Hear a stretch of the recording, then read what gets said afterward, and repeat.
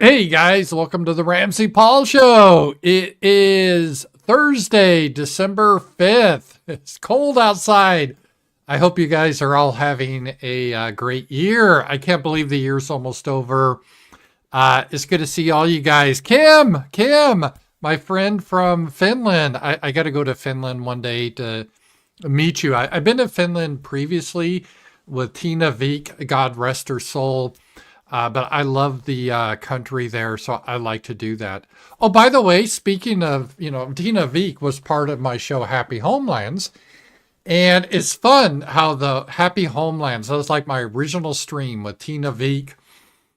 And then after her, I had Sticks on briefly, and then it was Sasha. And then Sasha, we do a show, Night Owls, every week, more like movies and stuff.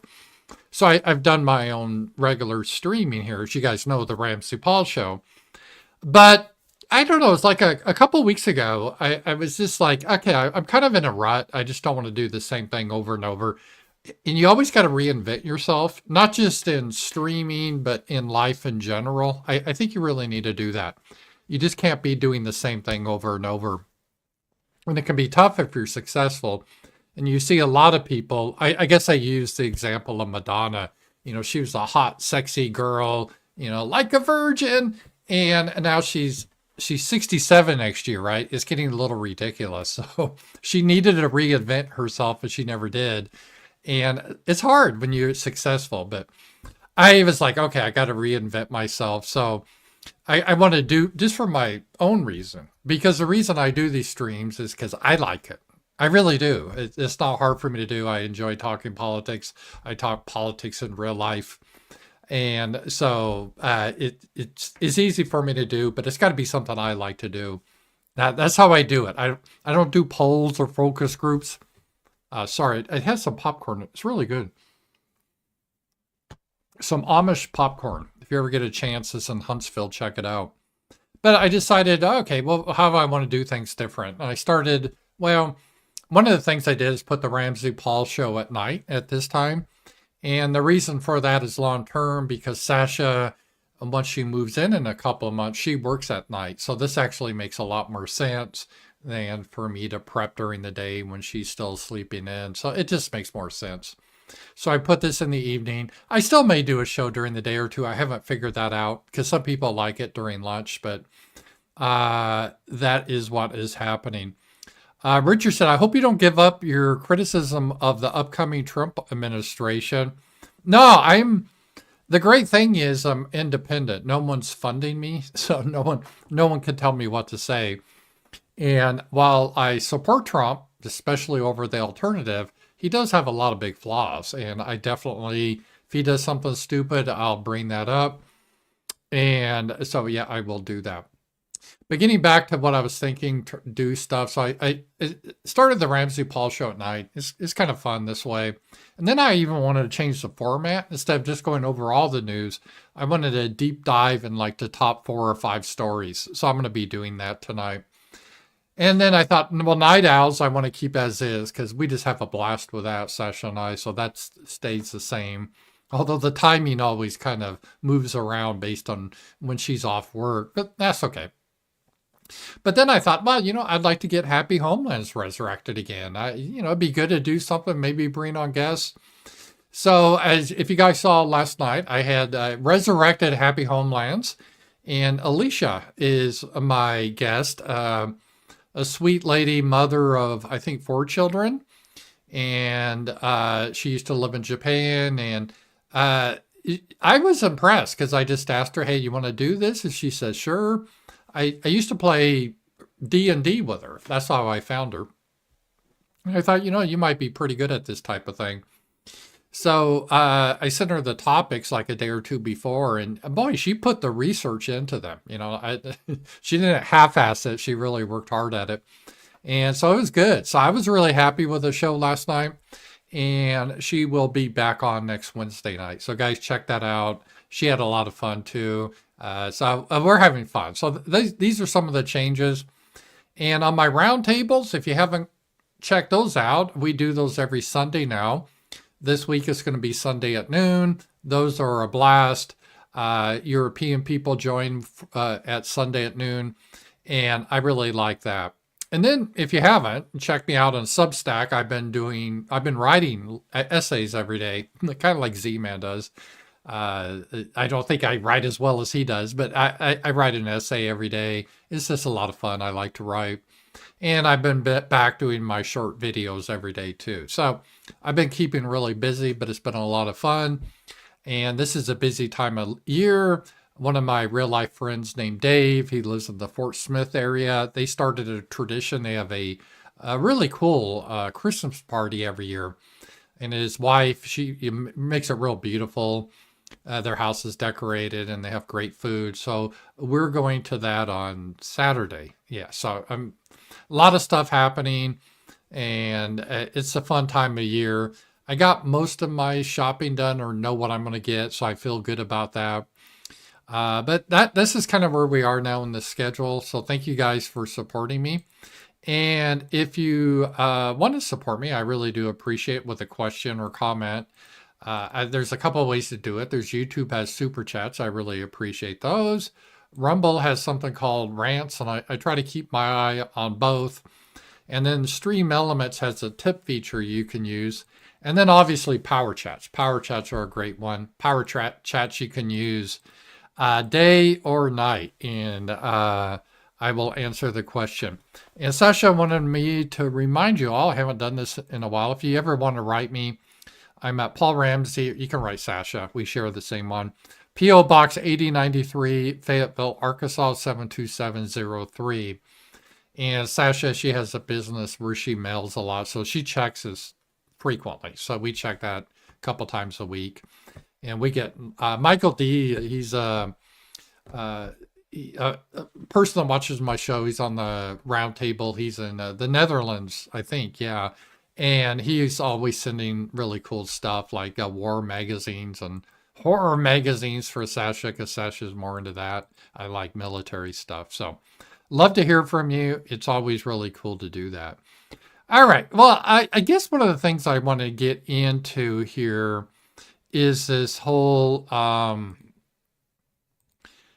shooting that happened, because I think it was one of those things that was, let me just bring this back off here, symbolic. Once rich people start to get shot, things get a little bit serious. And while they still haven't made an arrest, and we officially don't know a motive, but I think I think we can deduce the motive is the guy that shot the CEO, Brian Thompson, was unhappy with United Healthcare. That's what CEO. Because on the casings of the shells, he wrote defend, depose, and deny. And that was what was seen in a book here. If you look at this, delay, deny, and defend. And it's about how insurance companies won't pay claims. And so while, as I wrote about it, I opposed to people taking the law in their own hands. And I think if you murder someone, if you're found guilty, you should be executed. So I'm no sympathy with anyone doing this type of thing. I just want to make that clear. However, I don't think I was the only one. I'm like, well, I'm not going to really shed a lot of tears for this guy. It kind of reminds me if you hear about a mobster gets gunned down. That used to be common in New York City in the 70s or Chicago. Yeah, I mean, it's illegal. You don't want to see it happen, but it's not like really a great person. They were involved in something that was unethical. And I would say the current healthcare system has become unethical. And we really need to look at it. I'm a little bit surprised it wasn't more of a issue in the campaign. Trump says, well, I got something better than Obamacare, but I won't let you know. And then Kamala really didn't talk about it either. But it's a problem, because at least it's a problem if you're maybe with a government, maybe you get great health insurance. But for most people, the health insurance is very expensive. and it covers basically nothing. It has a high deductible. You pay thousands a year. And then the insurance companies are always looking at ways to screw you over. And many times it actually will impact life or death decisions. Like you can't get the proper treatment, or the insurance agencies, they will say, oh, you didn't really need that treatment, so we're not going to pay. And there's a couple of problems, and it's sort of a symbiotic relationship on how we got into this mess. Is healthcare costs have increased a lot more than just inflation. I know ever since COVID, and I think it was because of the stimulus checks. I like to blame Biden, and Biden threw gasoline on the fire of inflation. But just getting back to the first question I had about Trump. Yeah, Trump's did a lot of bad things. I thought he, in many ways, mishandled COVID. He became a vaccine salesman. He was propping up Fauci. He didn't fire him. And all this type of stuff. I don't want to rehash all that. That was a very sensitive time. But it really led to, I think, a lot of issues that we're still seeing today. And the problem with the healthcare in general, so that he did the stimulus checks that really spurred on inflation in the general economy. But the healthcare industry, even before that, has always just been increasing the costs like astronomical. And a lot of it is more of a scam. You get an aspirin at the hospital, they charge you $50 for it or something like that. It's all bullshit. And dental's that way too. A crown that costs them like $10 to do, they charge you $2,000. And I've even been into the problems with the healthcare. Like once I needed a crown, the dentist said I needed 2 crowns, and I got it because I trust him. And the insurance denied one of them, saying, well, you didn't need really one on the other tooth. So I had to pay it out of pocket. And I'm like, well, wait a minute. So was the dentist lying and saying I need a procedure that I really didn't need? Or was the insurance agency, they were like lying and not covering what they say they would cover? And I'm not alone. This is something that has happened in general to, I think, many of you. Again, maybe if you're with the government, you get great health insurance. But even if you're in a big corporation, and I'm not, but when I was even, it's expensive. You still got to deduct from your paycheck. And every year you got fewer and fewer benefits. I remember the year they went, oh, we're going to cafeteria style benefits that you get to choose. And what they were trying to do is put lipstick on a pig, because they were reducing your benefits, but they allowed you to choose. So it gave you an illusion you were getting something. It was a joke, but I don't know if it's still that way in corporations where every year you have to pay more of your paycheck, but it's just ridiculous at this point. It's very expensive. Even if you don't use medical care, you spend a lot of money. And then when you actually need the service, you don't know if they're going to cover it. And I've stated my frustrations with it. I have glaucoma. It's been managing well. I've had the surgery. But even I have like a cataract I need removed, but I had to delay it because it's be like $10,000 and my insurances are going to cover that. I just don't really have this money laying around for that sort of thing. I mean, I could get it, but so you have to make these decisions that are really tough financially. And some people, they don't get the care they need and so forth. So, but the problem is the symbiotic relationship between healthcare and the insurance industry we're in a weird mix. It's not really pure capitalism, but it's not really socialism. It's kind of like the worst of both. Because if we just had a pure capitalist system, okay, let's just imagine that, where there was no insurance, that when you went to the doctor, you had to pay the doctor out of your own wallet. No insurance. that would really lower healthcare cost a lot because, what are doctors going to do? Not go out of business because they're not, of course, they're going to have to lower their costs.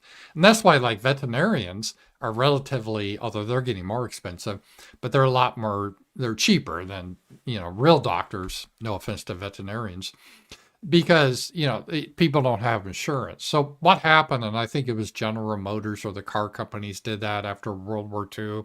They provided health insurance, and it became very popular. And any big corporation, my father, he worked, and my mother, they worked for what used to be called the Bell system. If you're old enough to remember that, he worked for, in Colorado, what was called Mountain Bell. That was, we used to have, for your youngsters, there used to be something called telephones that, be on the wall, and you would call. I mean, you had a phone company that you paid every month to rent your phone, and then you also pay for your calls if they're long distance. We don't have that so much anymore. Everything's cell, but there used to be, the phone company was a big company. And all these corporations, they, in the 60s and 70s even, started to change a little bit in the 80s, but I would say even through the 80s, it was just, you got really good health care. Pretty much it was by working there, as part of your benefits, you got health care, and, except for maybe a nominal fee. If you had let's say, have a heart attack, it would be all covered, or you broke a bone. You just didn't worry about it, right? So if you needed cancer treatment, you got the treatment. If you had any questions about, you need to take an ambulance, you don't worry. Everything's going to be covered. And then what happened when you have this situation is people didn't have to pay for their health care directly. So when you have that situation, economics, you tend to get a lot more demand because, hey, it's free. It's not really free, but you're kind of thinking it's free. So, and the healthcare providers like doctors, administrators, they saw they could just keep raising the rates. And the end consumer, like you, when it complained because, yeah, what the hell? I'm not paying for it, right? If you're not paying for it, what do you care? So if you have, like, say, great health insurance and it covers, I don't have this, but let's say if you do, they cover 100% if you have a heart attack. Do you really care if the bill's $10,000 or $100,000 or even $1 million? Do you care as long as your insurance agency is paying for it all? Yeah, you don't really care. I mean, it's, kind of, look at how much this was. I don't have to pay anything. So you don't really care. And so these healthcare providers, they didn't have any competitive pressure. They could just keep raising their rates. And the insurance companies, for the most part, they didn't really care because they would just raise their premiums to the corporations. And eventually the corporations started to care because it was hurting their bottom line. So they started to expect, like, employees to start to pay for part of their health insurance. At least when I worked in the tech field, at the end, you'd get so much money for your benefits to be allotted to you, but it wouldn't be enough to pay for all the insurance. So if you wanted a decent plan that wasn't total crap, you had to pay, I don't know, a couple $100s a month out of your check to get a good plan. But what happened every year, that kept going up because health insurance gets more and more expensive because the whole industry gets more expensive. Doctors make more money, hospitals make more money. You have a huge administrative overhead of bureaucrats that don't do shit. It's a very bloated industry that needs to be reformed. But this is how we got into the spiral where everything's out of control now. And now things are really starting to break and people are getting angry. Like we saw where this guy shot Brian Thompson. My guess is, and I just guess, I have no idea who this is, and we'll look at this, but he probably had someone in his family that was unable, they weren't able to get the medical treatment, or the insurance wouldn't give the okay for the treatment. May have left to a death of one of his family members.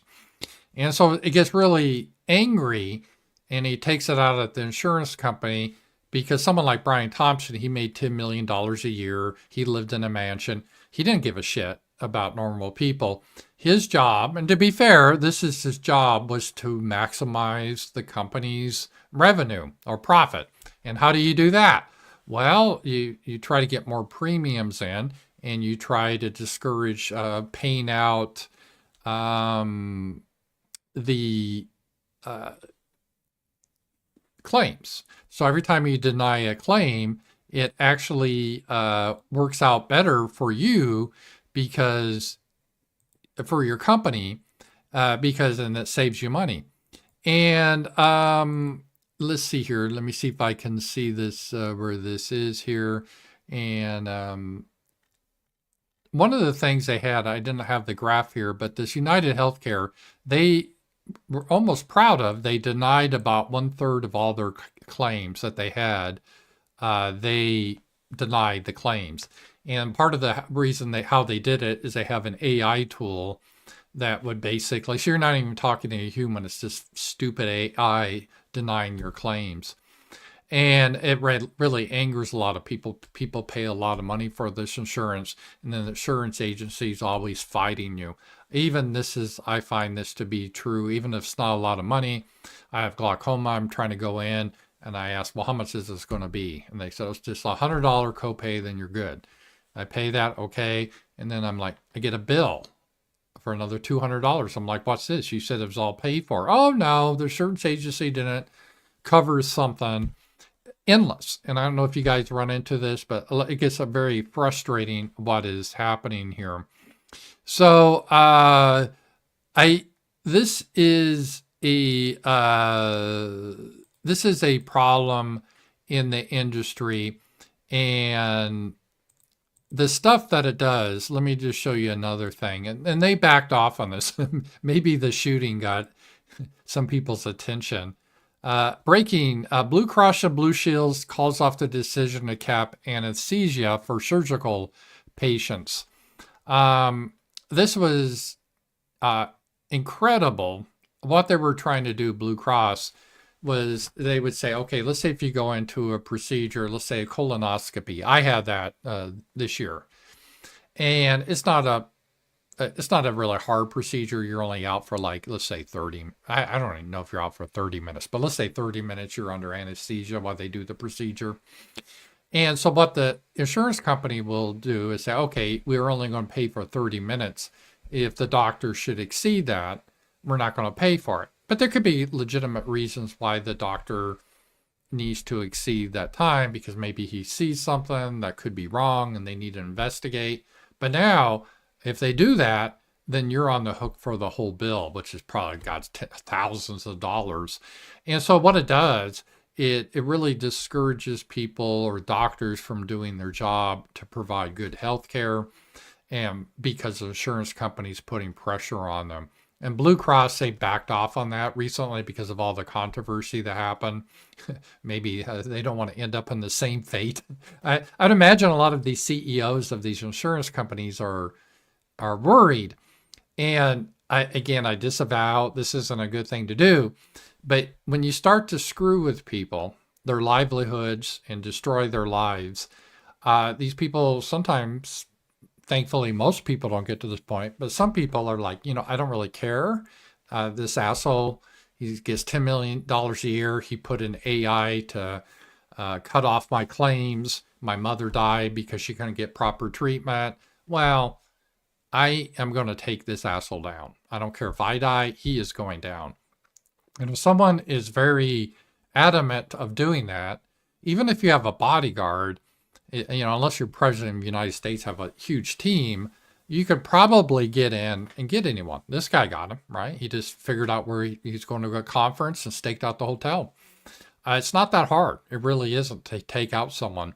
And I guess the way around that is to try to always hide everywhere. But then you're CEO, you make all this money, but you got to hide everywhere you are. And you just can't walk around and be with normal people anymore. So I think they forgot that in their equation. It was all, how can we screw the customers, because that increases our margins, which helps the stock's price, and then I get a big bonus. I get $1 million bonus for Christmas. But that $1 million bonus doesn't really do a lot of good if you're in the grave, right? And so that was a part of the equation. They sort of, it got... I think Blue Cross, this is put this way, they were kind of I think it just got some people's attention what happened here, that they're scared, like, could this happen some more? Just to be clear, anyone that does this, they need to be arrested, and if they found guilty, if the state has capital punishment, I support that. You don't have the right to take the law in your own hands. So totally disavow this. I'm just saying this will happen. If you screw people enough, eventually they reach their limit and they don't really care anymore. And a lot of people, they just get despondent. Let's say because they lose their mother and they end up bankrupt, they lose their whole life savings and they commit suicide. That's probably like a lot of people will deal with it. But you get some people will think, hey, if I'm going down, that son of a bitch is going down. I've experienced a lot of pain because of that son of a bitch trying to maximize his returns. Well, yeah, okay, here's a little payback.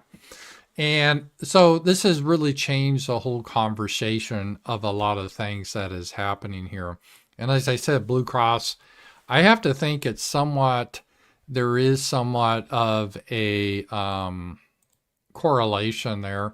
You know, if there wasn't the shooting, would Blue Cross, would they have changed their point of view? I don't know. But I would assume that all the CEOs now have to be a little bit worried about what is happening here. And I don't necessarily blame the CEOs. They are offered millions of dollars to their primary objective is to their stock price and their shareholders. So the system is broken. They're just playing the part of in a broken system.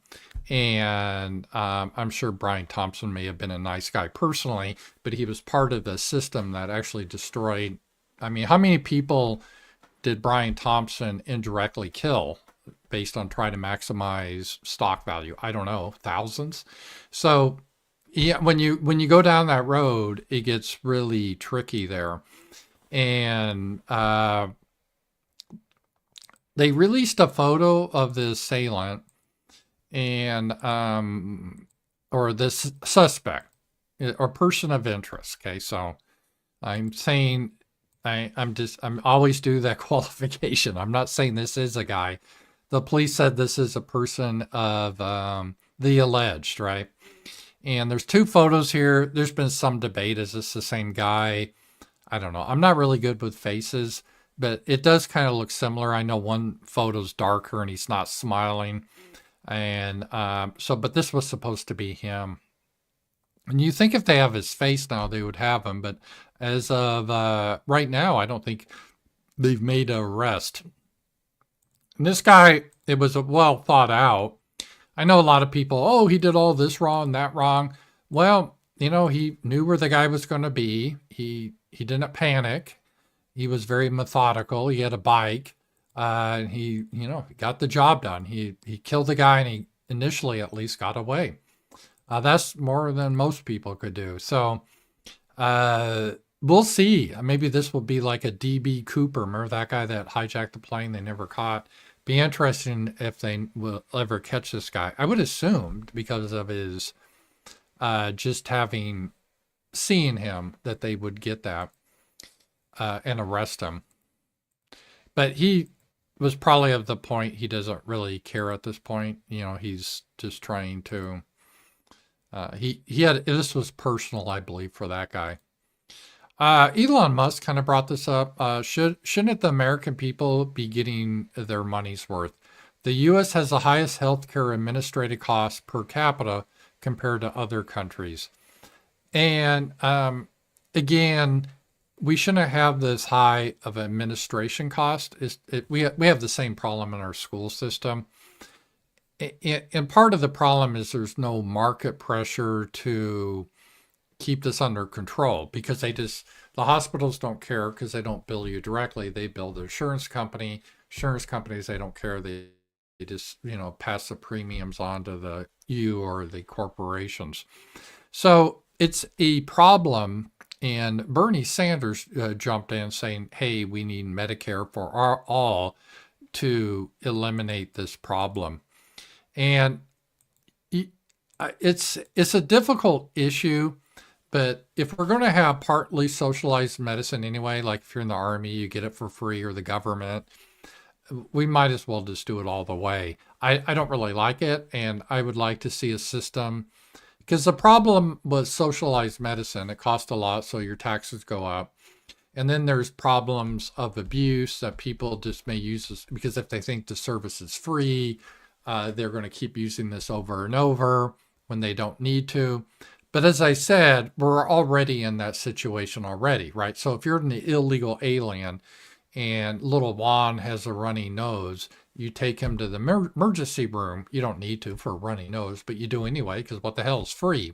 See, that's the problem. So we already have a lot of parasites that are getting free shit. The whole system is set up just to screw middle class working people that follow the rules, to be honest, right? Because if you don't have any money, you get your stuff, you don't give a shit. And if you're real rich, let's say hundreds of $1,000,000, so what the hell, you don't really care. You can pay it off your pocket if you need to. Plus, if you're that rich, you can buy really great health insurance. So, if you're a Hollywood star, you don't really care. But it devastates middle income people that may have saved their whole lives. They do, try to build a nest egg, and then it all gets wiped out for no fault of their own. They did everything right. They paid their taxes. They were good neighbors, but there's some accident or cancer or whatever that will destroy them. And I brought up the story, that I heard. I don't know the people personally, but their teenage son rode bulls, and he had a bad injury because the bull stepped on his leg and broke his leg really bad. And they were fearful that, because this is out in a remote area, that sometimes you have a compound fracture, the bone can get in your bloodstream and go to your heart, kill you. So they thought, well, we can't wait for an ambulance. We got to get the medic vac, get the helicopter in. So they brought in a helicopter and took him to the hospital, and he lived. They fixed it and everything. But the insurance company refused to pay for the helicopter because, oh no, they should have just taken the ambulance. And because of that, their bill is like over $100,000 that they have to pay. And again, if you're really poor, if you're illegal, it's like, yeah, screw you. I'm not going to pay it. What are you going to do? And if you're very rich, oh, okay, 100,000, yeah, here you go, no big deal. But for someone that's like a middle class, that could represent their whole life savings, their idea for retirement, trying to live, and you've just destroyed that. Something they may have worked 30 years to save up, you've destroyed because a healthcare provider won't cover that. And what are you supposed to do? Just potentially allow your child to die? Of course you're going to do what you can to save your child. So this is a problem. We have the parasites like illegals and poor people and government people get all the shit for free, and they get pretty good care. And the rich people, they don't care because they can afford great insurance or pay cash if they had to. But it's the middle class people that are getting screwed with the system. So the system is really set up to screw middle class people that have a little bit of savings. They'll just totally destroy you. And my preference in an ideal scenario, because I'm a capitalist, would be just to straight out ban insurance. So there's no more insurance companies. No one has insurance. You just have to pay when you go to the doctor. That would immediately dramatically reduce prices by about 90%. Doctor salaries would go down. They would have to be more competitive in their hospitals. They would have to lay off probably 80% of the administrative staff. It'd be tough for those people, but healthcare would be a lot more affordable. That would fix it. But I understand that's not going to happen. So again, we have the worst of both possible worlds. And so my position now is if old Pedro, when he jumps over the fence, is going to get free healthcare, well, fuck, I should get it too then. That's my, if that's the way it's going to be, then I want in on it too. And so that's why I do support Medicare for all at this point. And I understand there's issues, but again, just if the parasites are going to get it free, I want it for free. And I know the issues, because then if you have this healthcare, sometimes if you need a procedure, it's ration. It takes forever to get care. Like in England, Canada, a lot of people in Canada, they can't get the care, so they go to the United States. I get it. But it'd be nice if we could have a hybrid system. Maybe someone like Elon Musk or someone, they could figure out a system that tries to capitalize on the best of it to make it efficient. For example, I'm just thinking off the top of my head, but if I had a healthcare plan in the United States, it would never be totally free, meaning every time you went in, you'd have to pay, let's say, a nominal amount, but not just like $1. Let's say $50 or $100, and that would give you skin in the game. So if Pedro shows up, you still got to pay your $100, or if you do. And so that takes away a lot of the frivolous stuff. Like if you're going to the emergency room because you have a cold, you're not going to waste $100 on that. So I think that's the way to do it. And again, I would definitely, because another problem is you only have so many resources. I don't want this money spent to cut off kids' dicks because you think they're born in the wrong body. That should be banned. I don't want to pay for people's, uh, breast enlargements or plastic surgery or facelifts. Do that on your own dime. So we got to have rules like that. And again, I think you should have to pay part of the bill. I'm not sure how you would set that up, but you'd have to have some skin in the game no matter what procedure you had. But you shouldn't be in a situation that you just totally bankrupt because you have a heart attack or cancer or whatever. Because let's face it, everyone eventually probably will be in that situation. You or your family member, you guys probably already have. You get older.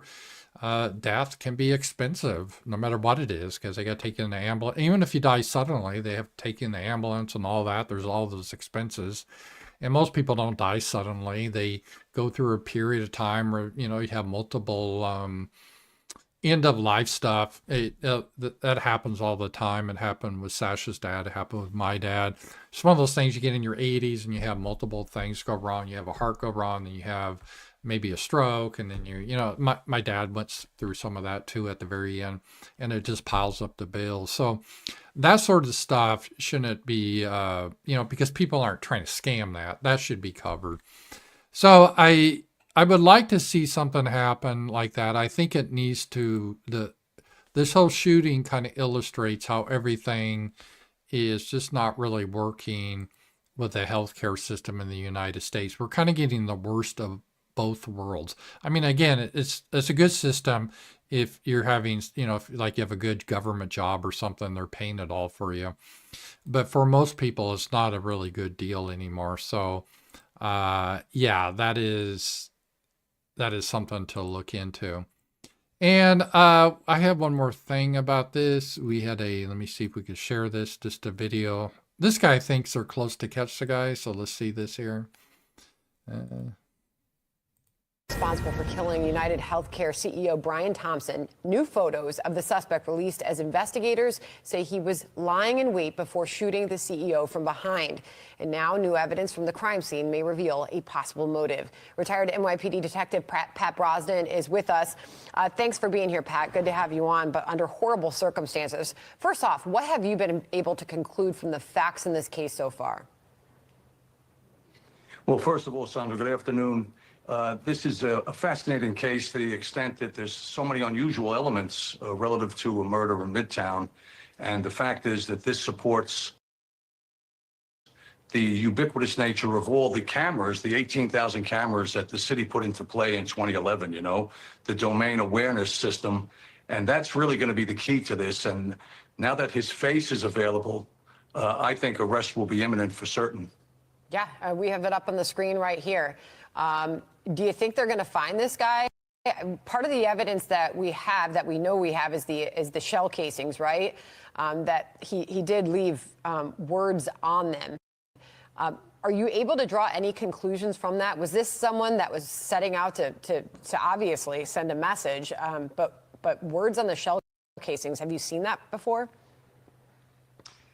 No, I actually have not. But, the fact is that the camera system, the 18,000 cameras that are out there and all the other cameras that blanket the city really saturate the city with cameras.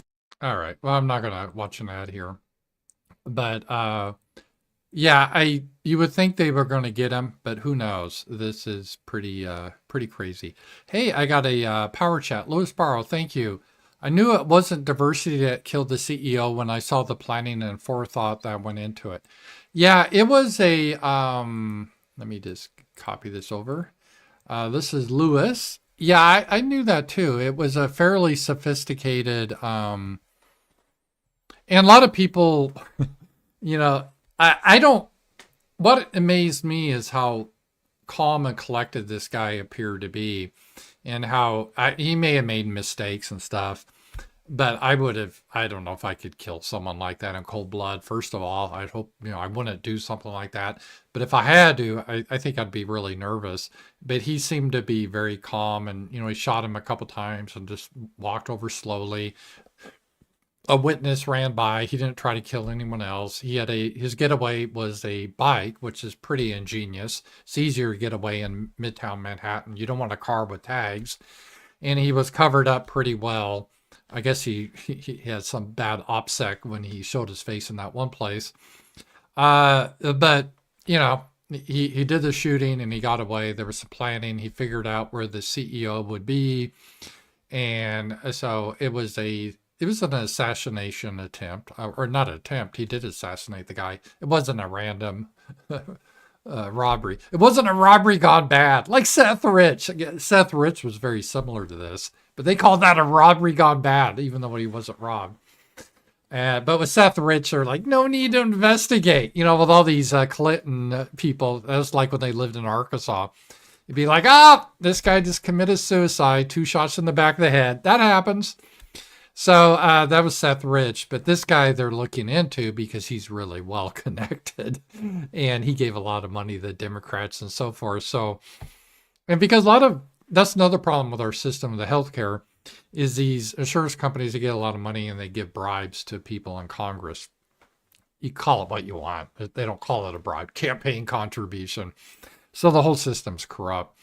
And you could tell that it was let me bring his comment up here. Yeah, thank you for that. You could tell it was definitely a planned in advance, and it was very well how he held his gun. I don't know why blacks hold their gun like this, but this guy held the gun properly. White people, they don't really do as many of these this type of crime per capita. And I know a lot of people don't understand what per capita is, so I'm not going to try to explain it.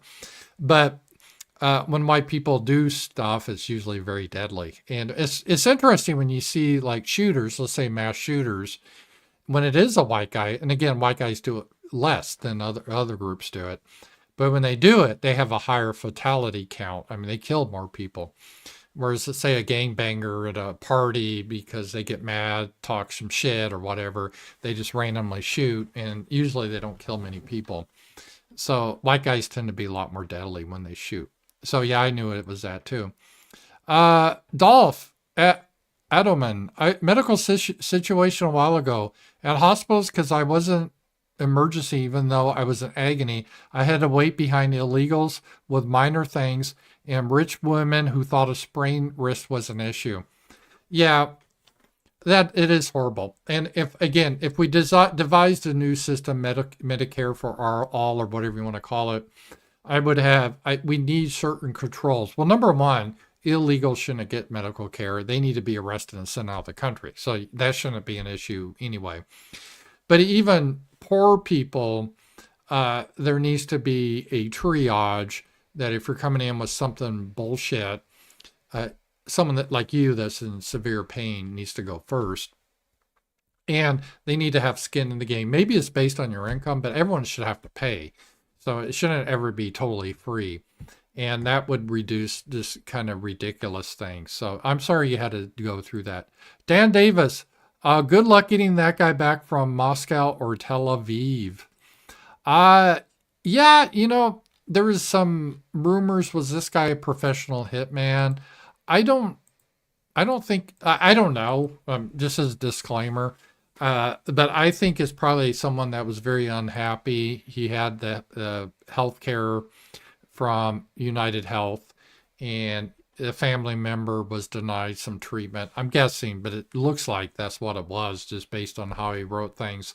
And this was out for revenge. I don't think it was, Mossad trying to assassinate him or Putin or anything like that. No, it could be, but I don't get that vibe. And that's the thing that CEOs have to, again, really worry about. It's not really hard to kill someone. It really isn't. If you're willing to give up your own life, these guys can be taken down.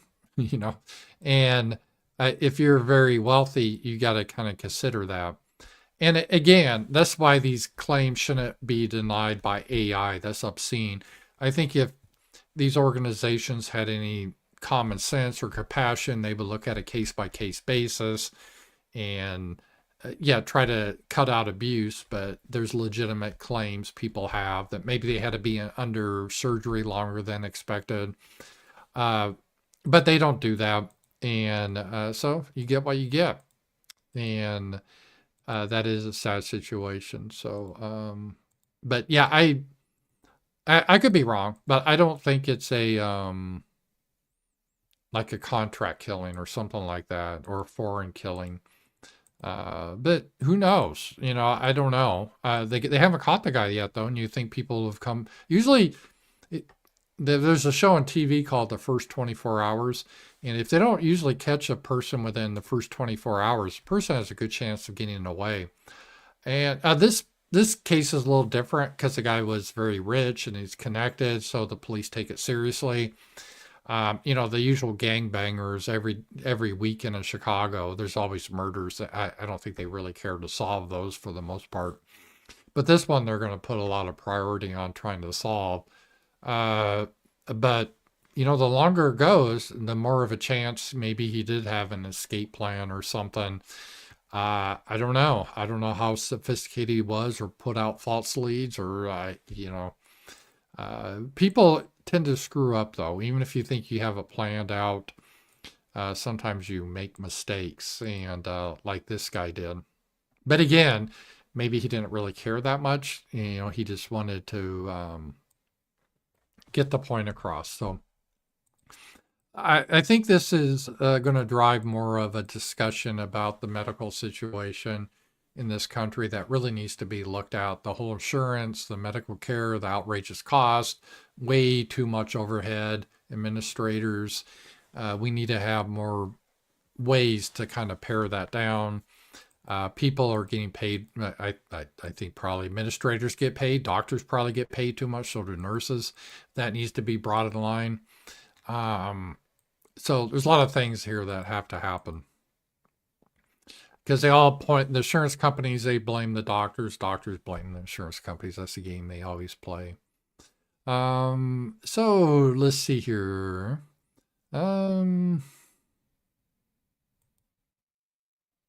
Okay, the other thing I wanted to talk about is this is an issue in the West in general. And I'll show you guys this. This has to do with censorship and speech. And if you can't speak freely, you're not really in a democracy. So let's take a look at this. We hebben net de uitspraak kunnen horen in mijn strafzaak. All right, some people, you guys may not speak Dutch, so I will translate if you're just listening. There's subtitles here, but some people just listen to the show. So this lady said, we have just heard We hebben net de uitspraak the verdict in my criminal case. kunnen horen in mijn strafzaak. 80 hours of community service 80 uur taakstraf for what the judge called rechter noemt groepsbelediging. Group defamation and libel. And in a lot of these countries, like if you say, let's say the Muslims are causing problems in our country and molesting girls, you can't say that in those countries, otherwise you'll be arrested. Even if it's true, the truth is a defense. It is, of course, insane. And let me say first, Het is natuurlijk krankzinnig en laat ik vooropstellen, het is all of it is also a dark day ook een zwarte dag voor de for democracy, the rule of law, democratie, de rechtsstaat and especially freedom of expression. en vooral de vrijheid van meningsuiting. Of course, it is one Het thing is natuurlijk één ding dat het Openbaar Ministerie een for the prosecution to conduct heksenjacht voert en a witch hunt and smear hetsen campaign voert tegen against politici, right-wing terechtterzijde, politicians, opinion makers, and opiniemakers en dissidents. dissidenten. Maar But the judge not only goes dat de rechter along daar niet alleen in meegaat, maar vervolgens with ook nog een that, hogere but straf imposes a oplegt. higher sentence than demanded by the Door het prosecution. Openbaar Ministerie geëist is. Ik I really have no words heb for er it. echt geen andere woorden voor. Het is It's utterly insane, volslagen and it krankzinnig. shows En het geeft once again what kind of state this Eens meer country weer aan in wat voor staat dit land is momenteel currently verkeert in en hoe and how belangrijk het important is it is om stand together to met defend elkaar een vuist te maken voor die that freedom of vrijheid van speech. meningsuiting. Ik In any case, I will zal continue dat to hier do gewoon blijven so. doen. Ik leg me niet I do not resign neer myself bij deze uitspraak. to this ruling, and I will Ik ga in hoger appeal. beroep en ik hoop And I dat hope jullie you samen will met mij continue to join me in die vuist making zullen blijven maken first for that freedom voor of de vrijheid van speech. meningsuiting. Want er is één ding weer duidelijk Because if one thing has become is clear geworden vandaag. again today is how Dus hoe important that belangrijk is. dat is. Yeah, that's why in the United States, thank God, we have a First Amendment. The founding fathers understood that was important. And this lady got in trouble because of something she posted on X. And what it is, there's a war against our people. And we'll get into it when we talk about the Daniel Penny case. But they don't even want us to object and be able to speak freely about things and tell the truth. And the truth is, they don't care about the truth. We're under attack. They're trying to silence us across all the nations. England, France, you go to jail. The United States, you don't go to jail, but they try to ruin your life. I think it's being pushed back a little bit, but we have this vast censorship complex within the United States where you have the government and they sometimes siphon money off to NGOs like the ADL, SPLC that hate white people, hate Christians, and they do what they can to destroy people, try to silence Americans from their political speech. It's very evil what they're doing. And we see this through all Western countries because what they want to do is they want to make sure there's no longer, they see whiteness as a problem. And the way to solve the problem is to eliminate whiteness. And how do you eliminate whiteness? You eliminate white people. And they don't want us to object about that because they could see that they could get resistance. So they try to make it illegal to object about it. And we see this everywhere. And this is why it's so important to stand firm. And it is crazy how this is, but this is a situation. And I hope a lot of people will stand the line and say, you know, there's only so far you will go, and you're going to stand up for what's right. Do right and risk the consequences. Steve L. Campbell, I'm curious, and you may not like this term, but it's the one I'm used to. How long have you been a race realist? Also relevant history tidbit. Seneca remarked on how powerful people scarily are, as slaves can kill their masters if they wish. That is one of those things that there's two questions here. I'll take your last one first. Your comment about a lot of things are illusionary, and these people, they think they have a lot of power over people, but if people should ever rise up, they really don't have as much power as they thought. It can be a little bit of an illusion. And what happened with this CEO kind of broke that illusion, and that's why they're worried. So they think they have the money and they can buy the lawyers, they can buy private security, but that doesn't all matter when you get a bullet in the head. And they understand how that's a problem. And I think they're probably freaking right now. They really are. And again, that's why I think Blue Cross decided to roll that back, because they're scared. And beforehand, they never had to worry about stuff like this. Z-Man always said, and I agree with him, once rich people start to feel the pain, you start to see some change. So this may be an impetus for a change in our healthcare system, because, you know, obviously, what good is it to make millions of dollars, live in a mansion, drive a nice car, if you're always a target? You can't ever enjoy life. You're always looking over your shoulder. And again, private cars can only do so much, right? And unless you want to just live like a hostage your whole life. So you got all this money, but you can never go out and enjoy anything. Right? Can't go to a restaurant, right? Someone come in and just blow your head off, and especially if they don't care. What are you going to do? That was always the problem of mobsters, right? They had their bodyguards and everything, but, you know, they'd be at an Italian restaurant. Crazy Joe, remember him in the 70s? he got on the wrong side of some people and late at night in an Italian restaurant with his wife and his bodyguard. Yeah, he got shot dead. So one of the dangers. So yeah, that is the thing. Yeah, the whole race thing. I always, since I was a little kid, I knew the difference of races just because my grandparents lived in Chicago, and it was just known, right? If you live around other races, you understand there's differences, which it shouldn't be surprising if you think about biology, because I love dogs. And there's a whole series on YouTube about every dog breed, their temperament, their physical abilities, because dog breeds, they're all dogs, right? They all bleed red, but they have very different behaviors. You have sight dogs. My dog, Button, is a cute, I have my painting, Sasha painted a picture of Button. It's really cute. I'll show it sometime. I'm going to hang it up, but it's just right over there. But she's more of a spaniel mixed, and they're kind of sight dogs. So, I see the difference when I go out walking with Button. She can really spot critters really quick, but she's not a guard dog. She wouldn't attack like a deer. That would scare her. And she's not a retriever at all. I throw the ball. She's like, what the hell? It's not in her genes, right? But if you get like an Australian Shepherd, they are bred to kind of herd things. So dogs have different abilities, based on their genetics. And there's training involved, but there's a genetic basis. And people are the same way. There's no reason to believe there isn't that. People wanted to believe we're all the same, but it's not true. And if you've ever been around other people, other ethnicities or races, you see there's quite a bit of differences. In some cases, quite profound differences. And it's not necessarily bad or good, but it's different. And the only people that really don't think that are people that haven't really experienced it. This is why, like in the South, where there's a heavy black population, white people, they vote heavily Republican.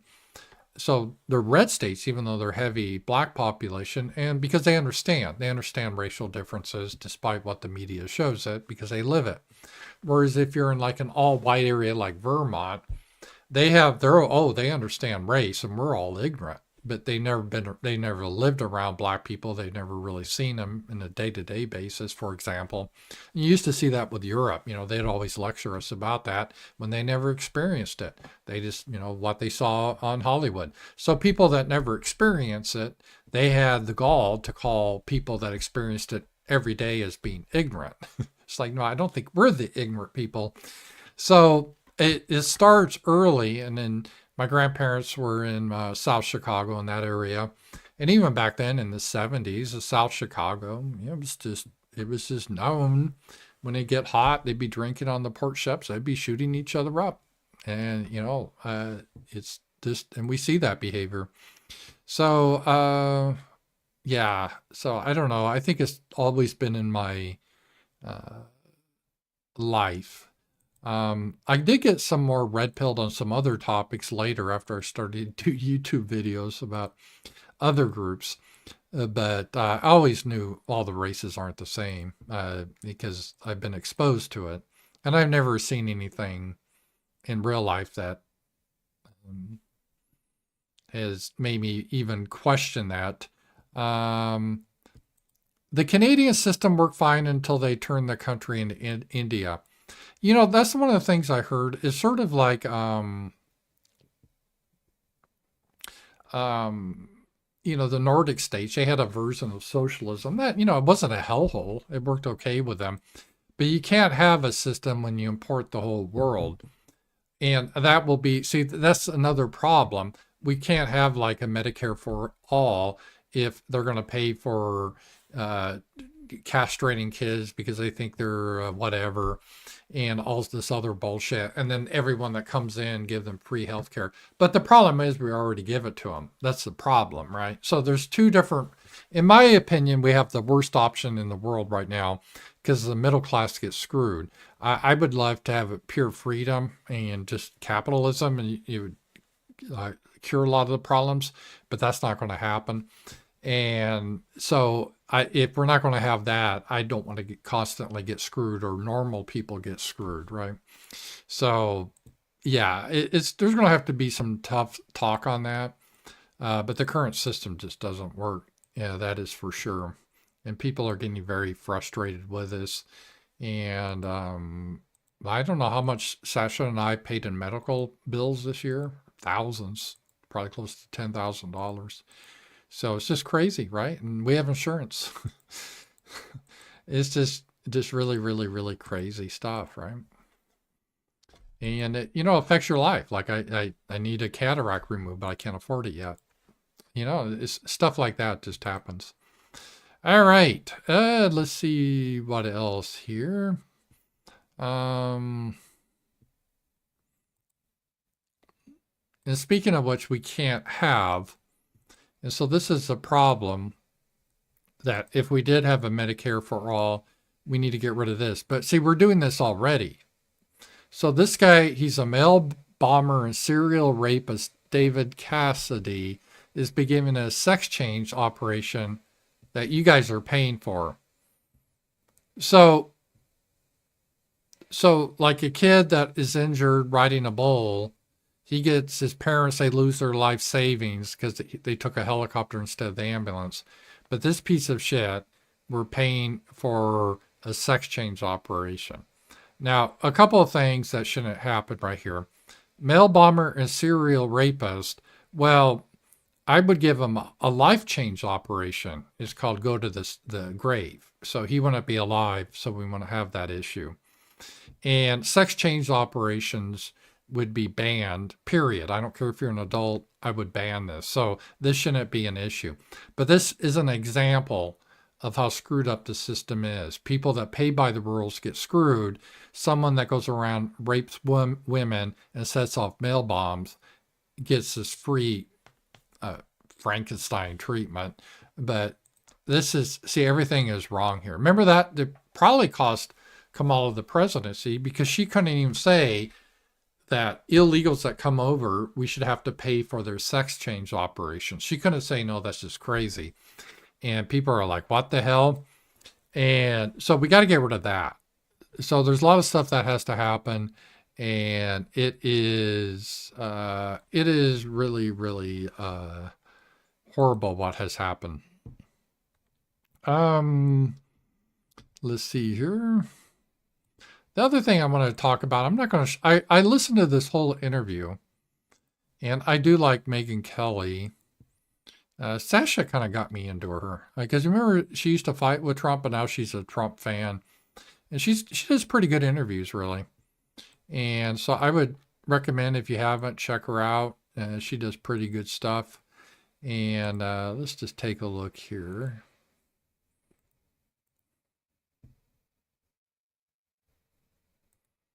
And here's her interview, but she talks to Pete Hegseth about, he's appointed to as a defense head.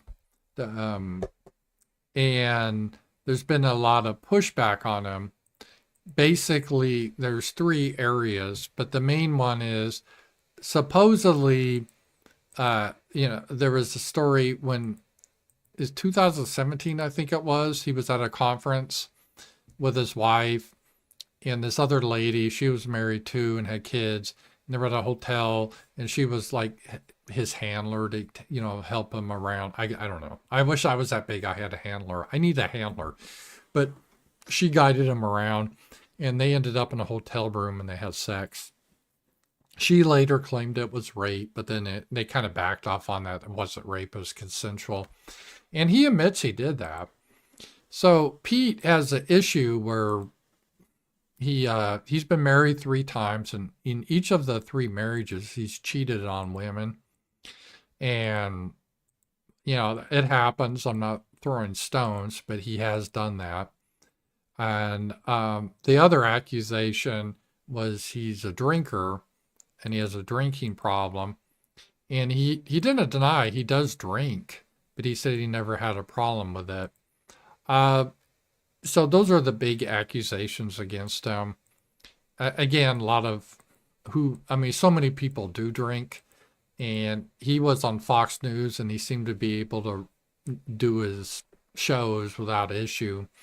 So I don't really see the drinking thing as necessarily as being a problem. And the other stuff, he liked to, chase skirt. Well, so did I don't, I'm not, how do I say, I'm not condoning this, but this is what powerful men tend to do.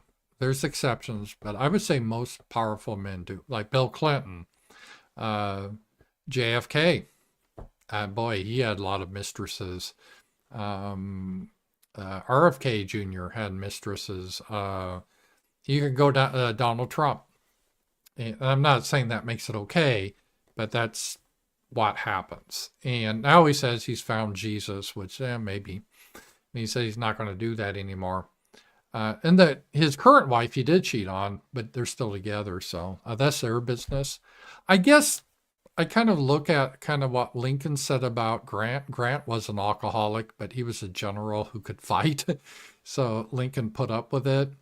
And even a mustache man, he had that Rome who had his issues, including he was a homosexual, but he was a good fighter.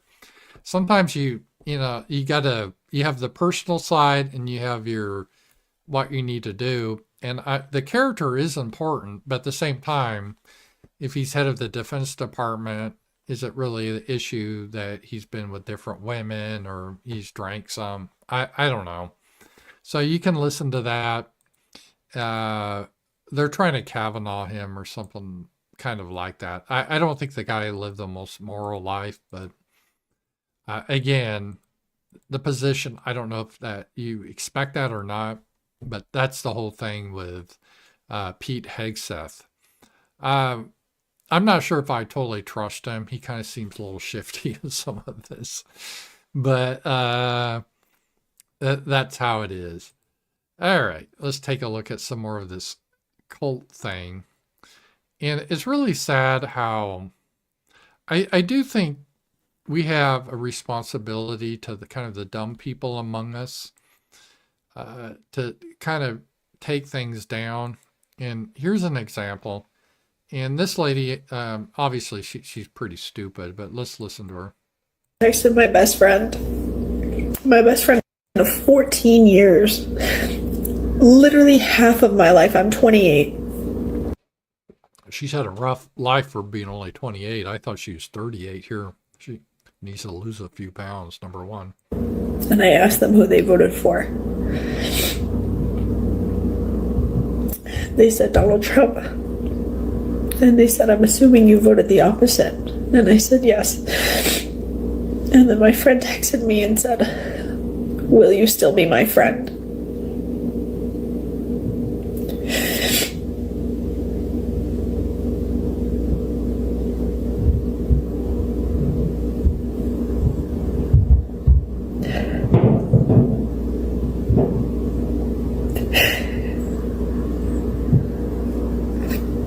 Half of my life, this person is my best friend.